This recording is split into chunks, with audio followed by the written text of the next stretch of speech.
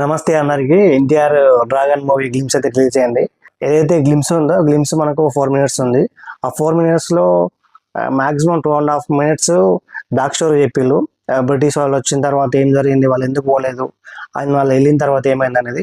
So వాళ్ళు వెళ్ళిన తర్వాత 1967 తర్వాత యాక్చువల్ స్టోరీ జరుగుతూ ఉంటుంది. అదే హీరోయిన్ ఉన్నారో కూర్చొని స్టోరీ వేరే వాళ్ళు నరేట్ చేస్తూ ఉంటుంది. అప్పుడు చెప్తుంది ఈ కథలో అందరూ విలన్లే అని చెప్తుంది. సో అప్పుడే ఒక్కొక్కరిని ఇంట్రడ్యూస్ చేస్తూ ఉంటారు విలన్స్. సో ఆ తర్వాత లూగర్ అనే క్యారెక్టర్ ఇంట్రడ్యూస్ అవుతుంది. సో అదే ఎన్టీఆర్ అనమాట.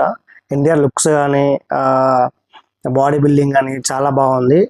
క్యారెక్టర్ చాలా కొత్తగా అనిపించింది.